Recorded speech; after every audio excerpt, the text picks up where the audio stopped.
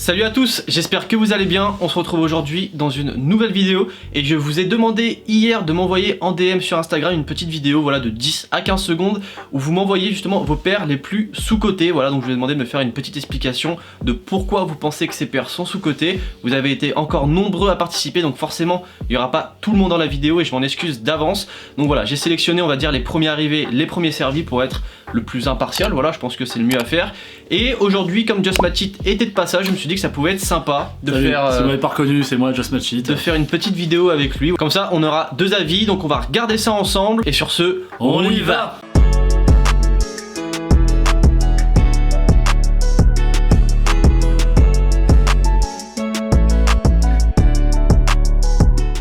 Bon, alors comme dans la dernière vidéo, vous avez été pas nombreux, mais il y a quelques personnes qui m'ont demandé justement de mettre un son un peu plus de qualité voilà, sur la vidéo. Parce que c'est vrai que je mettais le son du téléphone près du micro, et ce qui est pas forcément le top, je le reconnais. Du coup j'ai pris des écouteurs, voilà. Alors me jugez pas, c'est des écouteurs filaires.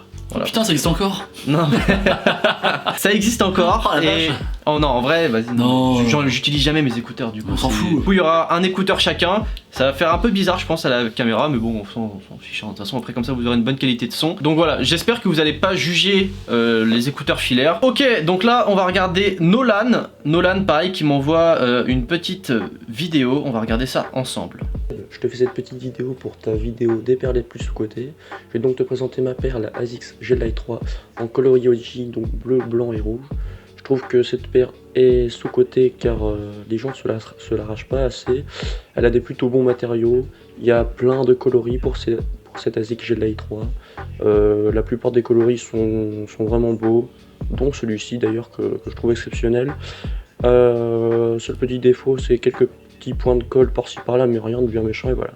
En tout cas, continue ce que tu fais, j'adore tes vidéos. C'est vrai que mes vidéos sont bien.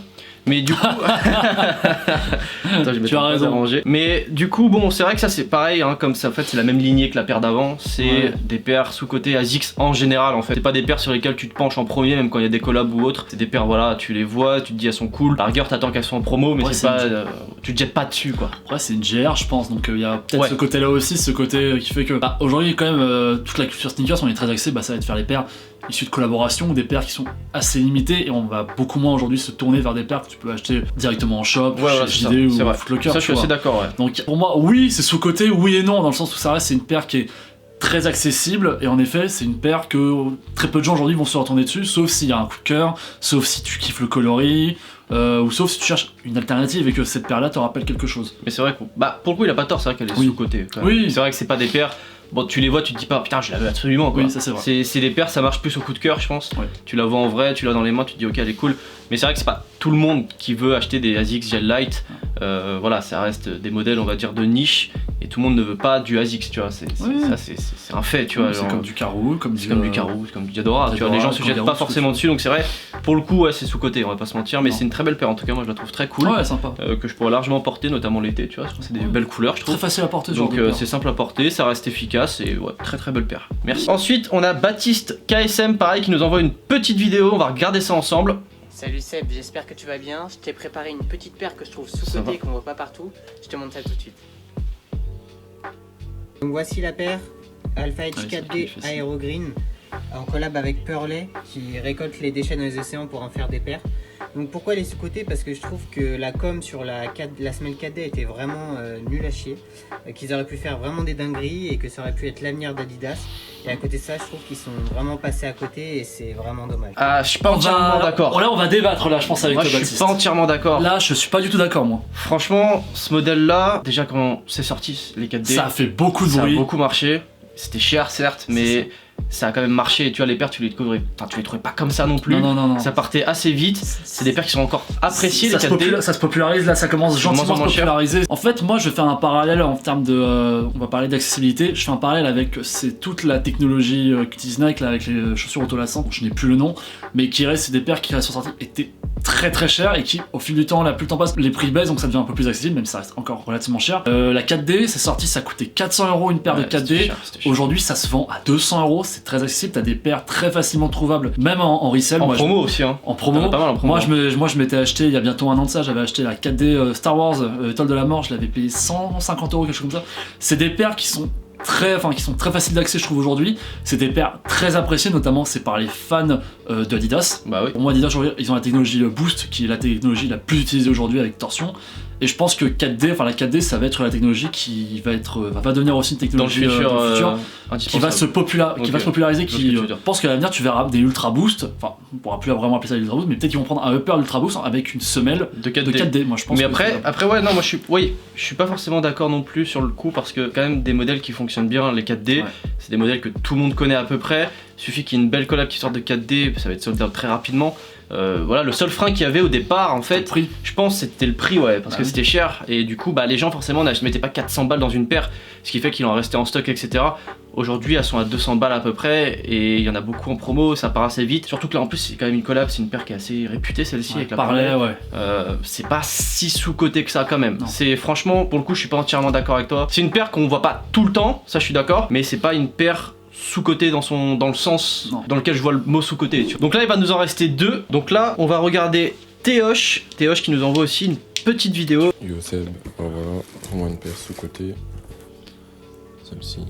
Elle est cool. Air Max 90 Bassman London. Oh, celle-ci elle est cool. Ouais. Avec le swoosh qui s'enlève. Là ici solde. Franchement ça le perd. Sous-côté parce que je la vois nulle part. Et voilà. Là franchement pour le coup c'est vrai que c'est une très belle paire. Cette paire là elle est super belle. Je la connaissais même pas celle-là non plus. Bah moi non plus. Et franchement elle est super cool avec le swoosh qui change et tout. Elle a pas mal de qualité je trouve cette paire. Allez, moi je la trouve super belle esthétiquement parlant. Le modèle j'adore. Parce que je sais pas.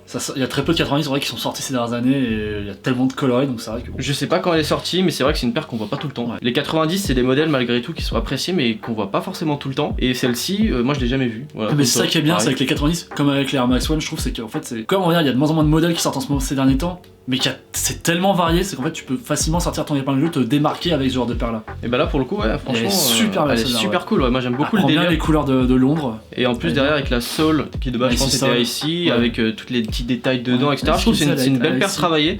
Et ouais pour le coup il a raison, voilà, j'ai pas d'autres arguments, pour moi il a raison, elle est entièrement sous-côté et je trouve que c'est une très belle paire et je vais peut-être me pencher dessus parce que franchement s'il est pas très cher, bah écoute, moi je la trouve super cool, franchement j'aime beaucoup. Ensuite on a Pépé la Godasse qui nous envoie une vidéo et ce sera le dernier à passer. Très joli nom ça dit donc. C'est magnifique. Salut, alors pour moi c'est cette Dunk Turduncan qui est sous-cotée. Voilà, les matériaux sont incroyables, la qualité d'assemblage est nickel. Et puis beaucoup de détails quoi. Donc voilà. C'est pas celle qui est sortie pour Thanksgiving ça? Je sais plus. Ouais, il me semble, je crois que c'est une sortie récente. Je pense. Après, c'est vrai que c'est une dunk qu'on voit pas tout le temps. Bah, déjà, les dunk high, c'est pas les plus appréciés en vrai. Hein.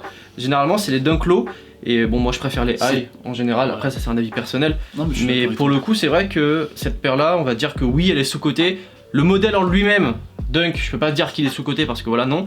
Mais je pense que c'est juste le colorway, le délire un peu de la paire qui est assez spécial, on va pas se mentir avec les matériaux et tout. Je pense que ça parle pas à tout le monde non plus. Non, oui. Donc c'est peut-être ce côté-là que les gens, c'est comme les deux lights. Voilà, s'intéressent pas forcément parce que c'est trop excentrique. En tout cas, moi je trouve que ouais, pour le coup, il a raison. C'est une paire qui est sous-côté, qui est très belle en plus, franchement, qui a un bon délire et quelques petits détails. Donc c'est une paire qui a assez travaillé. Et je suis assez d'accord. Qu'est-ce que t'en penses? Bah non, mais franchement, comme toi on va dire. Non, moi juste je voulais revenir sur les matériaux. Déjà, qu'en général, Nike utilise les box un peu arc-en-ciel pour les dunks. Souvent, c'est un peu quand même un peu gage de synonyme de qualité. Souvent, on a des très belles paires quand c'est comme ça. Quand c'est pas moi en général, ouais, tu vois, en général. Parce que c'est une SB, c'est pour ça. Hein. Oui, je pense que c'est ça. Et moi, souvent, moi, j'ai genre parce que j'en avais parlé dans une vidéo je crois que j'avais fait avec toi. Je pense que c'est quand je me boxais à la Michigan. Oui. Et on s'était fait la réflexion, est-ce que quand c'est une SB c'est pas au-dessus en termes de qualité, est-ce que ça utilise pas des matériaux différents? Et bah du coup il y a plein de personnes qui sont venues voir en IM pour me dire que si en effet quand c'est une SB c'est plus travaillé. Ouais, c'est un peu plus. Parce qu'en fait c'est vraiment la gamme SB c'est vraiment fait pour skater, donc forcément en fait ils utilisent des matériaux un peu plus solides, un peu plus balancés. Et donc voilà, sur ce la vidéo est terminée, j'espère que ça vous aura plu. Alors je suis désolé, hein, comme je le disais en début de vidéo, je pouvais pas faire passer tout le monde, on en refera je pense si ce concept vous plaît, des paires sous-côté. On en refera une petite partie 3, voilà, parce que je trouve ça intéressant, on découvre aussi des paires, et puis on peut montrer aussi aux personnes qu'il n'y a pas que les paires hype qui sont cool, voilà, comme on a pu le voir dans la vidéo. Donc je remercie Just Matchit de son petit passage qui n'était pas forcément prévu, mais qui fait toujours plaisir, c'est toujours bien d'avoir deux avis différents sur ce genre de vidéo, je trouve ça cool. Donc je vous mettrai son petit Instagram, n'hésitez pas à aller vous abonner à son compte, il a également une chaîne YouTube, je vous mets tout en description si vous voulez aller voir. N'hésitez pas également à vous abonner à la chaîne, ça fait toujours plaisir, je vous mets mon compte Insta également. Et sur ce, on se retrouve demain pour la dernière vidéo du mois à 18 h. Et sur ce, passez une bonne fin de journée la MIF. Peace. Thank you.